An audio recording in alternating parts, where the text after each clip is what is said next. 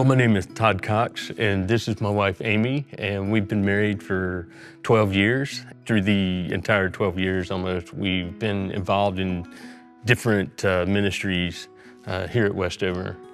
Our first dive into ministry together was when we moved into some apartments close to Westover that are home to lots of immigrant and refugee families. And we moved there intentionally, working with a group called Apartment Life. And our goal was to build relationships and build community and simply love our neighbor with the gospel of Jesus. We lived there for about 5 years.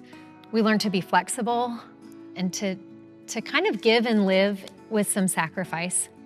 A year ago, God brought a teenage boy into our life who clearly needed a home and a place to live. And so alongside Todd's parents, who lived just a few minutes down the road from us, we agreed to take him in to join our family and love him and provide for him in a way that he really needed it at the time. A lot of our conversations originally, especially like if we talked with people in our small group, it was, I don't know, I think this is true, we're not sure. And that's where we felt like we knew enough people that we could get the connection to try to help him with specific needs.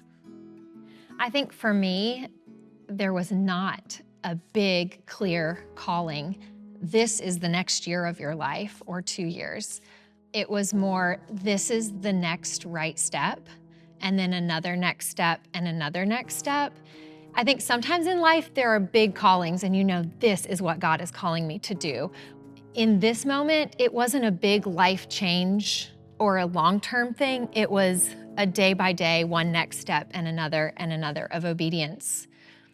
So there were certainly fears in that, but we also knew that God was bigger than those fears and God is with us, and we were gonna just take one step after the other and seek His guidance, and He has been very faithful, and we have been very blessed to welcome Him into our family too. Yeah, it starts with day one, you don't know this stranger very well, to he becomes a part of your family, and it just gets deeper and deeper as time goes on.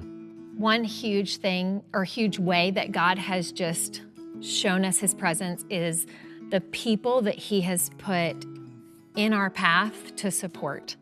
And yes, supporting us, but also supporting Him. People we knew at Westover have been huge support, but also believers outside of our church that we never would have met except through connections and needs and different things that God has just continued to open doors and put the right people in the right place at the right time.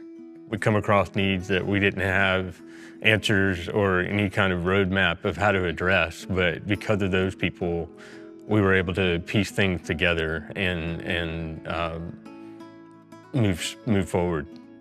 What God has really been teaching me is that I don't have to have it all together, because I don't. I don't have to have some perfect picture of hospitality.